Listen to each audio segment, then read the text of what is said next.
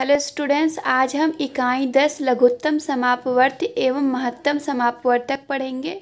और यहाँ पे हम पढ़ेंगे पहले कि अपवर्तक एवं अपवर्त क्या है, और फिर हम इकाई 10 की अभ्यास 10A को सॉल्व करेंगे। सबसे पहले हम अपवर्तक व अपवर्त के बारे में पढ़ेंगे और इन दोनों में हम अंतर को समझेंगे। तो बच्चों, इसे ध्यान से समझिएगा और इसकी डेफिनेशन को, इसकी परिभाषा को आप लोग अपनी कॉपी पर लिखिएगा। अपवर्तक की परिभाषा है कि कोई संख्या जिन जिन संख्याओं से पूरी पूरी विभाज्य हो जाए वो संख्याएं अपवर्तक कहलाती हैं। इसे हम उदाहरण से समझेंगे तो हमें आसानी से समझ में आ जाएगा। तो मान लेते हैं यहाँ पे कोई संख्या है 2।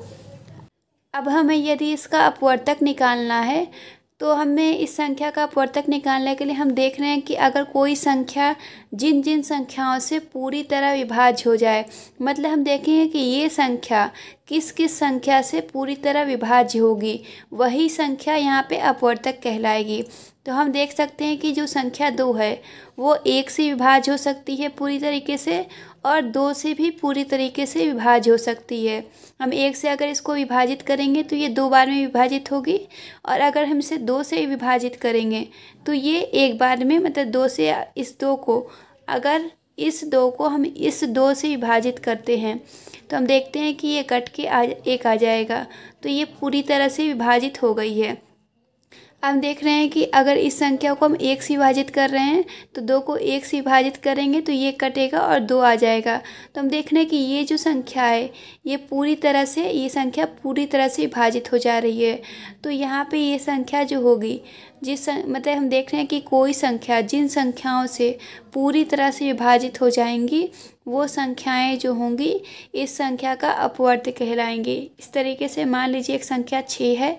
अब हम देखेंगे कि 6 किससे पूरी तरीके से विभाजित हो सकती है। तो हम देखते हैं 6 1 से विभाजित हो सकती है, 6 2 से भी विभाजित हो सकती है। हम देख सकते हैं कि अगर 6 को हम 2 से विभाजित करें तो ये कटेगा और यहाँ पे आ जाएगा 3। तो 6 पूरी तरीके से यहाँ पे कट गई है और 3 आ रहा है, तो मतलब 6 2 से विभाज्य है, और 6 3 से भी विभाज्य है। हम देख सकते हैं कि अगर हम 6 को 3 से विभाजित करते हैं तो कट के यहाँ पे आ जाएगा 2। तो ये 6 3 से विभाज्य है। इसके अलावा 6 जो है 6 से भी विभाज्य होगी। तो हम देख सकते हैं कि 6 को अगर हम 6 से विभाजित करें तो 1 आ जाएगा।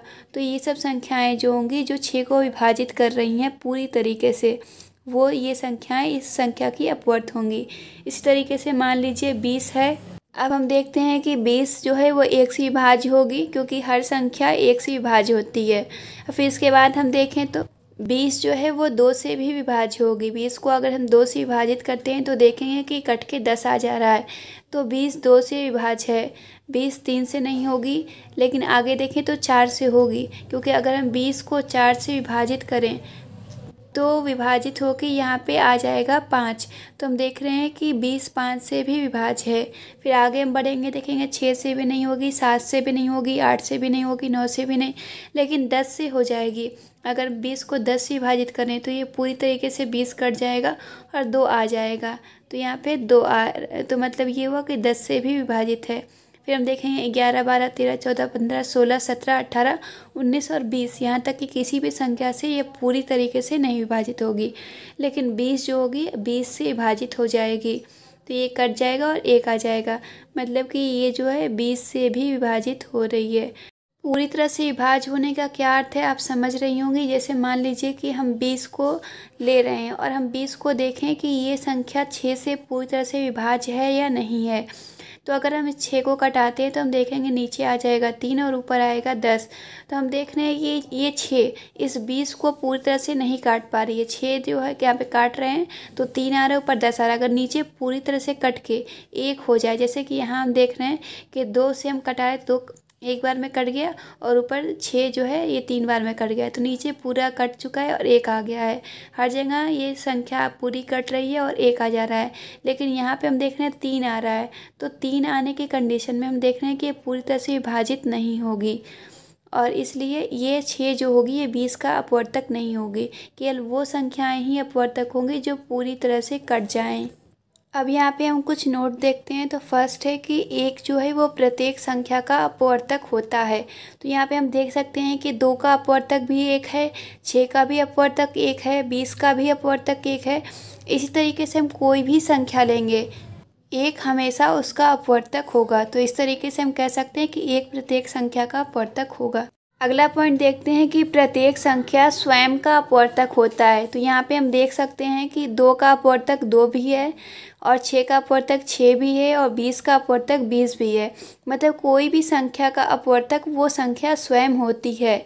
तीसरा पॉइंट है कि अपवर्तक सदैव छोटा या बराबर होता है। तो यहाँ पे हम देख सकते हैं कि 2 का अपवर्तक 1 और 2 है। तो ये जो अपवर्तक है ये इस संख्या से छोटे हैं या फिर उसके बराबर हैं। इस तरीके से 6 के भी अपवर्तक 6 से छोटा या 6 के बराबर है। 20 का अपवर्तक भी 20 से छोटा या 20 के बराबर है। तो हम कह सकते हैं कि जो भी अपवर्तक होंगे वो हमेशा इस संख्या से छोटे होंगे। अपवर्तक की डिफिनीशन को और इसके उदाहरण को और यहाँ इस नोट को आप लोग इसी तरीके से अपने कॉपी पर नोट कीजिएगा। अपवर्तक हम लोगों ने पढ़ा अभी, और अब हम अपवर्त्य के बारे में पढ़ेंगे। तो अपवर्त्य की परिभाषा है कि किसी संख्या में प्राकृतिक संख्या का गुणा करने पर, प्राकृतिक संख्या जिसको आप लोग n से प्रदर्शित करती हैं और जिसका मान जो होता है ये होता है 1 से शुरू होता है। 1 2 3 4 इस तरीके से जितनी भी संख्याएं आगे आती जाएंगी सभी क्या होंगी, प्राकृतिक संख्याएं होती हैं। तो हम देख रहे हैं कि ये जो संख्याएं हैं, अगर इन संख्याओं का किसी संख्या में हम गुणा करें तो गुणा करने पे हमें जो संख्याएं मिलेंगी उन संख्याओं को ही हम इस संख्या का अपवर्ती कहेंगे। अपवर्ती को गुणज भी कहते हैं। तो यहाँ पे हम एक उदाहरण देखते हैं जिसमें हम 3 का अपवर्ती या 3 का गुणज ज्ञात करेंगे। तो हम देख रहे हैं कि किसी भी संख्या का अपवर्ती निकालने के लिए उसमें हमें प्राकृतिक संख्या का गुणा करना होगा। तो यदि हमें 3 का गुणज निकालना है, 3 का अपवर्ती निकालना है, तो हमें 3 में प्राकृतिक संख्या यानी 1 2 3 4 का गुणा करना होगा। तो पहले हम 3 में 1 का गुणा करते हैं तो हमें प्राप्त होगा 3। 3 में अगर हम दूसरी प्राकृतिक संख्या यानी 2 का गुणा करते हैं तो हमें प्राप्त होगा 6। अगर हम 3 में तीसरी प्राकृतिक संख्या 3 का गुणा करते हैं तो हमें प्राप्त होगा 9। इस तरीके से अगर हम 4 का गुणा करेंगे तो हमें प्राप्त होगा 12। इसी तरीके से गुणा करने पे हमें आगे संख्याएं प्राप्त होती रहेंगी। तो हम देख सकते हैं कि 3 का अपवर्ती या 3 का गुणज होगा 3, फिर 6, फिर 9, फिर 12। इस तरीके से जो भी संख्या गुणा करने पे आती रहेंगी वो सारी संख्याएं 3 का अपवर्त होंगी। इसी प्रकार से यदि हम 6 का अपवर्त या गुणज ज्ञात करना चाहते हैं तो हमें 6 में 1 2 3 4 इस तरीके की जो भी प्राकृतिक संख्याएं हैं उनका गुणा करना होगा। तो मान लीजिए हम 6 में 1 का गुणा करेंगे 6 आ जाएगा, 2 का गुणा करेंगे 12 आ जाएगा, 3 का गुणा करेंगे 18 आ जाएगा, 4 का गुणा करेंगे 24 आ जाएगा। इस तरीके से गुणा करते रहेंगे तो संख्याएं प्राप्त होती रहेंगी और ये सारी संख्याएं 6 के अपवर्त या 6 के गुणज होंगी। तो अब यहाँ पे हम नोट के लिए कुछ पॉइंट देख सकते हैं। तो फर्स्ट पॉइंट है कि प्रत्येक संख्या स्वयं का गुणज होती है। तो यहाँ पे हम ऊपर देख भी रहे हैं कि यहाँ पे 3 का गुणज हमें 3 प्राप्त हो रहा है। देखिए 3 का गुणज 3 है, 6 का गुणज या 6 का अपवर्त 6 भी है। तो हम कह सकते हैं कि कोई भी संख्या हम लेंगे वो संख्या हमें फिर से उसके गुणज के रूप में प्राप्त हो जाएगी। मतलब ये संख्या, कोई भी संख्या अपनी खुद की गुणज होती है। और दूसरा पॉइंट है कि अपवर्त या गुणज जो होती हैं वो संख्या से सदैव बड़े होंगे या फिर उसके बराबर होंगे। यहाँ पे हम देख सकते हैं कि जो 3 के अपवर्त हैं वो 3 है या 3 से बड़ा है। कभी भी 3 से छोटा हमें अपवर्त्य नहीं मिलेगा। तो हम देख रहे हैं कि जो अपवर्त्य होते हैं वो संख्या से बड़े होते हैं, जबकि अपवर्तक जो होते हैं वो संख्या से छोटे होते हैं। मान लेते हैं यहाँ पे हमने एक संख्या ले ली है 12। अब हम 12 के अपवर्तक और अपवर्त दोनों ज्ञात करेंगे।